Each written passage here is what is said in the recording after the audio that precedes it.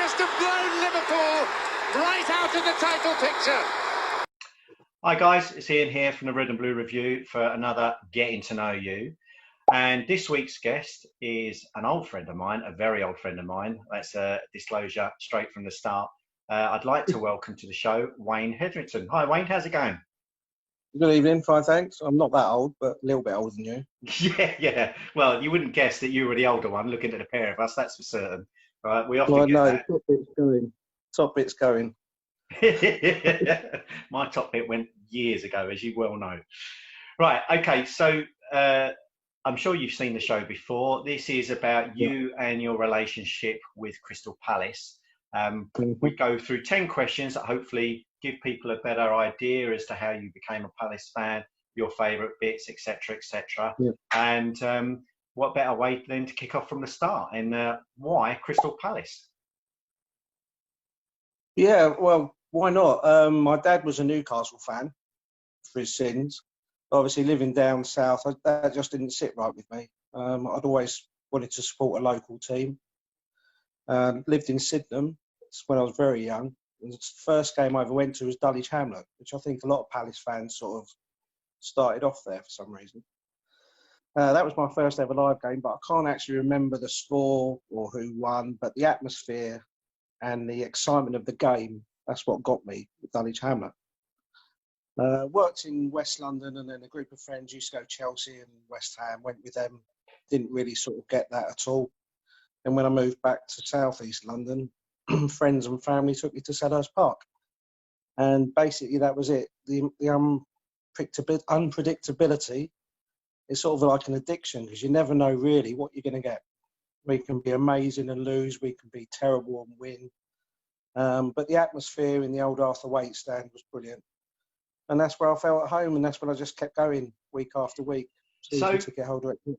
I mean, it's a similar story to those of the other guests that have been on the show, in that it's something that just seems to grab you. And you mentioned we'll play well and we'll lose, and we'll play poorly and we'll win. And I just certainly think it is that roller coaster that just keeps us hanging on for dear life.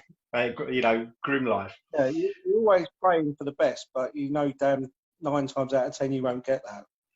But the time you do get it, it makes it all worthwhile. Well, I mean, listen, it's a good life lesson. If you can get kids to become Palace fans, at a young tender age, then they're set for life, aren't they? Well, as you know, I've got 2 of my 3 boys Palace. One escaped to West Ham, but the other 2 are. Yeah, but we never talk about him, do we? So that's why Palace. So can you remember what your first Palace match was? Yeah, it was quite a while ago. Not as old as some, to be honest. I think I was about 22-ish, 23. It was at home versus Hull, and we drew 2-2. I can't remember anything else about that game. But yeah, that was the first one. And like I say, it just stuck really from there. Okay. So you've been supporting them for quite a while then. So as we covered on previous shows, we're going through, in bearing in mind that we're allegedly the oldest club in the world now. The part that we've been fans, you and I have been fans, and a number of others, has been the richest part of the club's history. So during that point, what has been your most memorable moment as a fan? I think the most memorable moment, it probably goes along with one of the most memorable matches, to be fair. We lost to them 3-1 in the first part of the playoffs at their ground. Came home and we managed to beat them 3-0 against Blackburn, obviously. And we were on the pitch while the game was being played. Everyone sort of climbed over the barriers and we all sat around the edge. And then as soon as the final whistle went, everyone just bombed to the middle of the park. And my claim to fame was I think I was the 2nd or 3rd person to Ian Wright to celebrate with him. Well, yeah, because I actually saw that, because again, as we're recording all these, there's a number of anniversaries coming up, and because of our history in the FA Cup finals, semi-finals and playoffs, these days, every day it seems as though there's another memorable match. And today's that I saw the club released was that Blackburn game. And I forgot what a good player that little Eddie McGoldrick was. Yeah, he's one of those players that I think you either liked him or hated him. You know, there's a few Certainly like his that. Tash, yeah. Yeah. There's a few like that we've seen. But no, he was a very good player. I mean, he was Arsenal as well, wasn't he? So he wasn't a bad player, to be fair to him. No, yeah, and obviously I think we plucked him from relative obscurity as well. So but that was a good side. And you're talking about the fans being around the pitch. Again, I remember that vividly. Standing there, I remember standing in the Holmesdale end for that game. So, oddly enough, surrounded by Charlton fans, Millwall fans, etc., who were there because there were over 30,000 there. Yeah, and I remember at the just after, I think it was after Wright had scored the third goal, that everyone belted on the pitch. Then they all withdrew to the side of the pitch, and there was like 2 or 3 deep on the side of the pitch. Perry Suckling's trying to take a goal kick and having to push people in the face out of the way. You'd never get that nowadays. No, definitely not allowed with it. You know, we'd all be kicked out. Good times, mate. It's one of those sorts of atmospheres that you'll never get again, unfortunately. Yes, definitely. Yeah, without a shadow of a doubt. So, moving on, question 4. Who is the greatest Palace player of your generation, and why would that be? We've had a few, to be fair. This was quite a difficult question. I didn't want to go modern. Zaha is obviously an amazing player. Probably the best player we've ever had at Crystal Palace, that we've created at Crystal Palace, should I say, and brought through the ranks. But my most favourite or greatest ever player for me is Attilio Lombardo. He wasn't with us that long. As a manager, he was awful. But what a player. You know, the skills he had, the vision he had, the ability he had. And to be honest, I think he was probably too good for us. I think, yeah, I can certainly concur with that. He always gave me the impression of I don't think he ever gave the ball away. He always played the right pass. We just had players that made the wrong runs. Yeah, I mean, that's right. I mean, what the ladies and gentlemen out there don't know is that you're a bit Lombardo-esque yourself. You've got a wand of a left foot, and people often accuse you of giving the ball away, but it's because people aren't making the right runs, mate. Yeah, I love to blame other people when I give the ball away. Yeah, I usually get on the end of that as well. I'm usually the one being blamed. Yeah, no, it's just his attitude was spot on from the moment he came. You know, he wasn't, I'm a big time Charlie. He got stuck in. And some of the football he played, like I say, was absolutely amazing. And I think as a person, he's always come across as being incredibly humble. And I think that, as you quite rightly say, he was probably one of the top 15 players in the world at the time. How the hell he ended up with us, clearly none of us know. But he never made a big thing of it. He just did his job. He was a proper pro, without a doubt. Yeah, definitely. You won't get the multi-millionaire players of nowadays coming to a club like Palace. Yeah, exactly. And obviously, if you were to have someone like Lombardo today, how much would he actually be worth? Well, I wouldn't put him quite as a Messi, Ronaldo, but he wouldn't have been far off. Yeah, over 100 million then.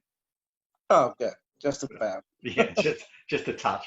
Okay, moving on. So we've done your favourite Palace player, but who is your favourite ever Palace manager?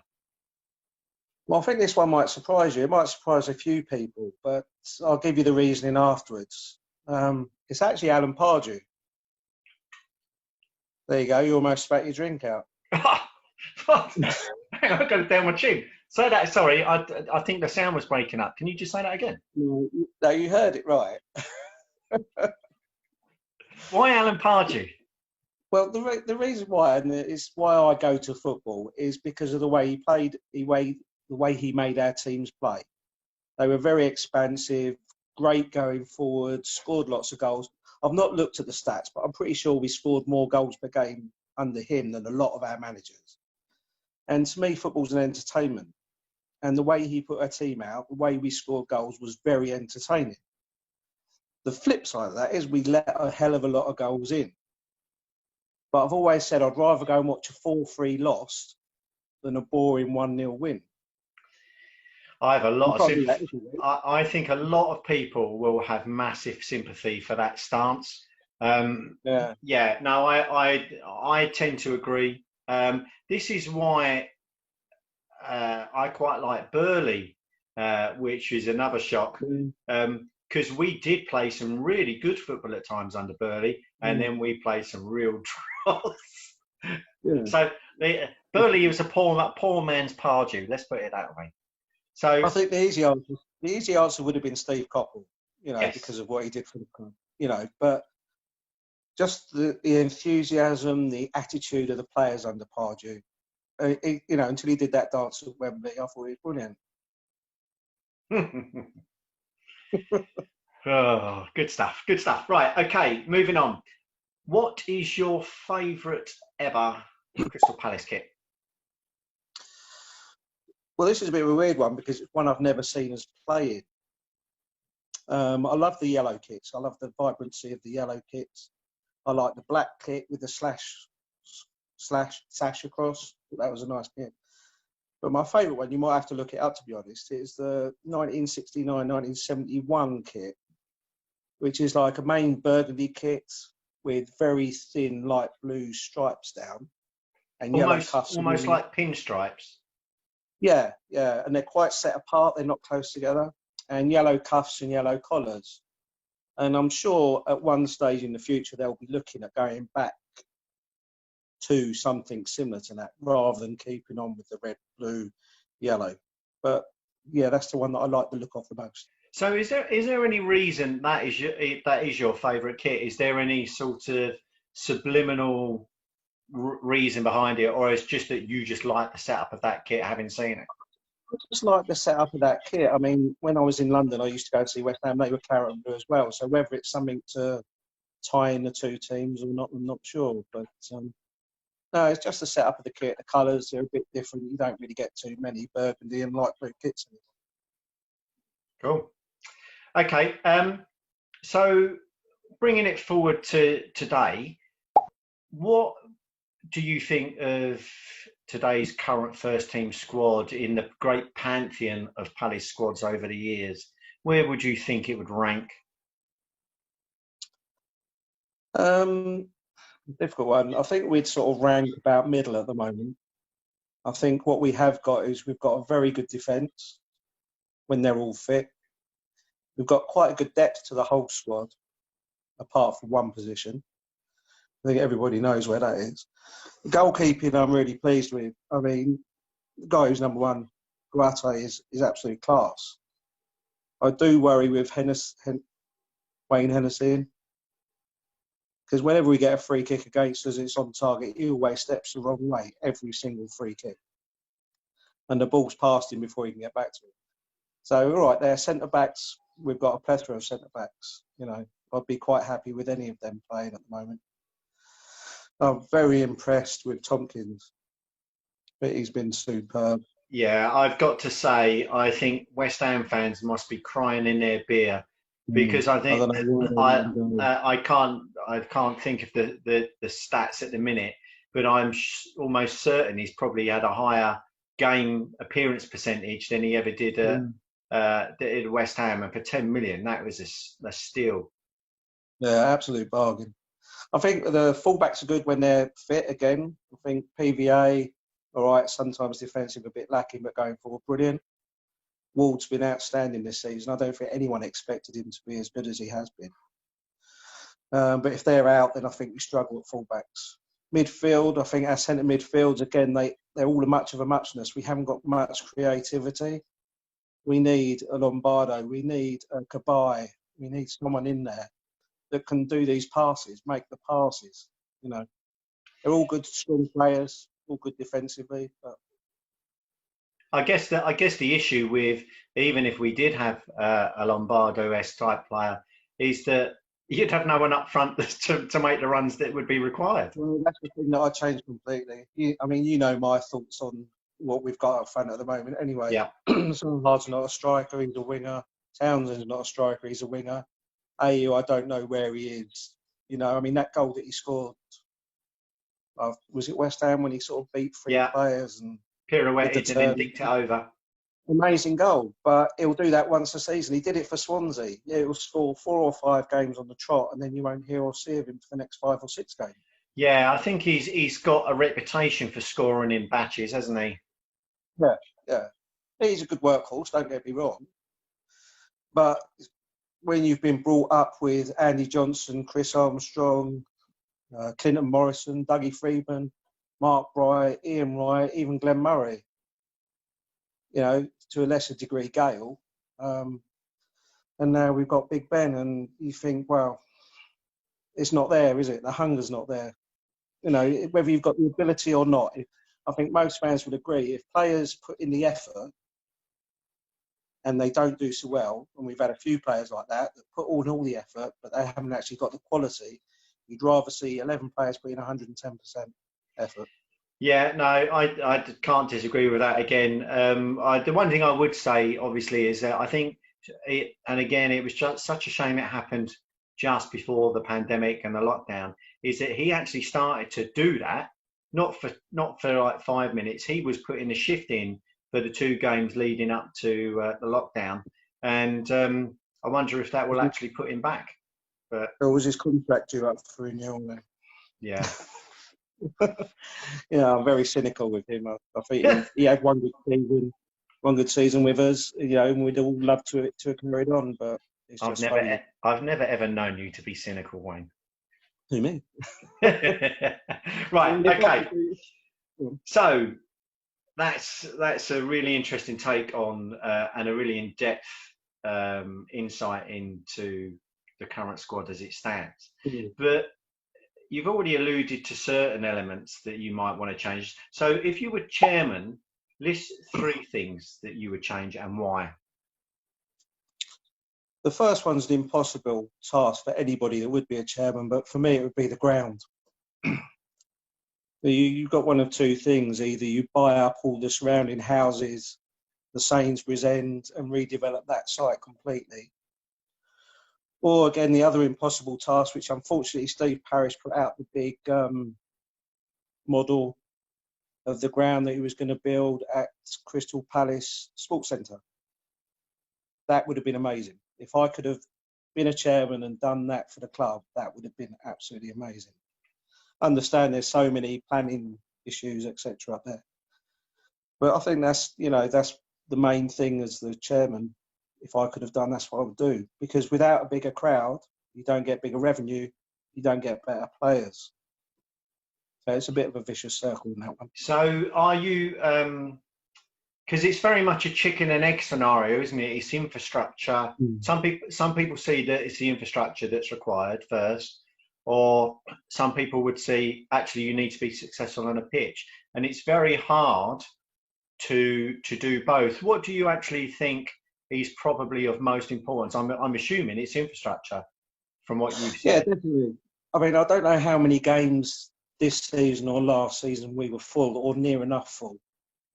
So we're not actually struggling for supporters, as far as I can see. Mm-hmm. I think what we're struggling for is a bigger infrastructure to create the extra income from the extra fan, which will then bring better players.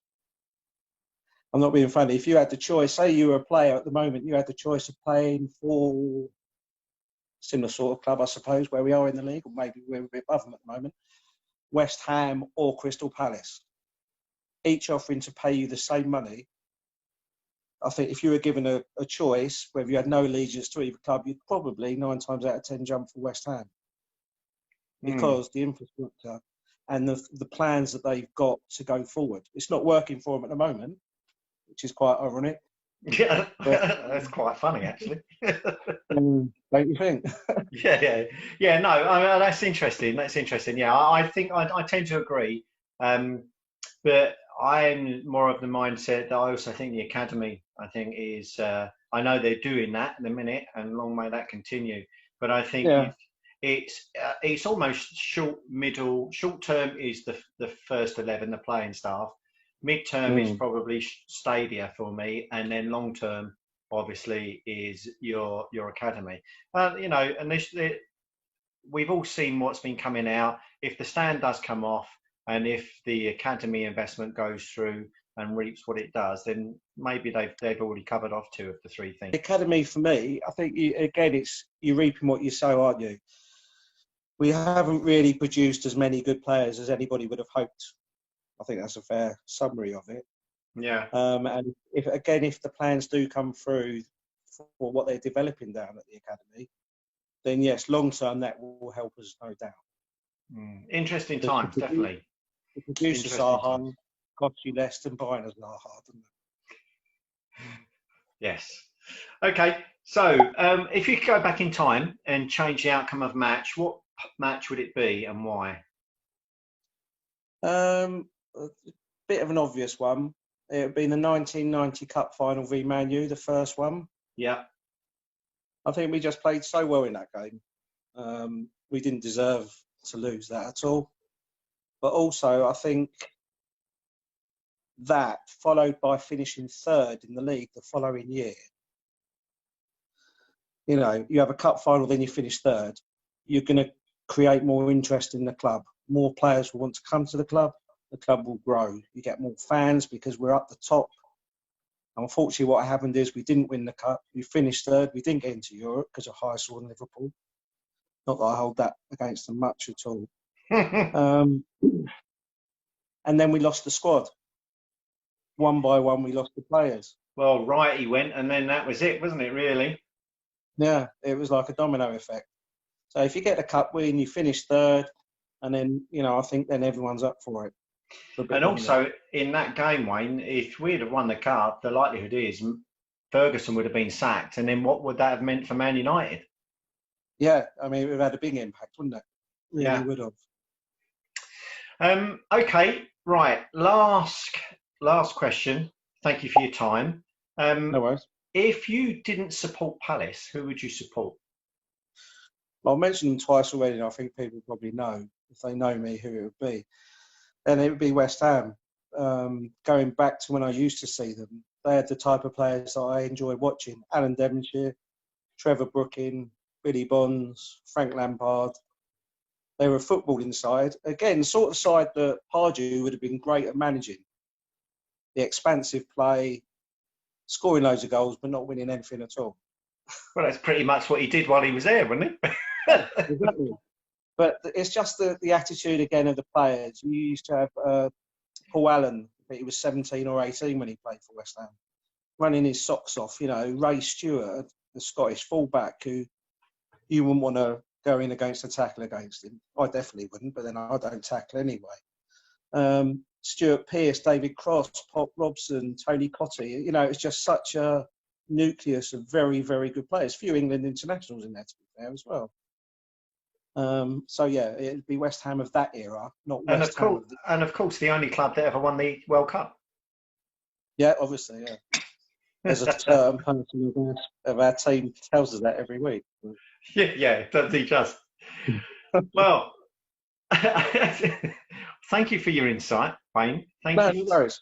Thank you for taking part. And all that's left for me to say is it's been good getting to know you. I think we know that. Cheers, Ian. Really enjoyed it. Appreciate it. Good time. Cheers, mate. See ya. Take care. Bye-bye.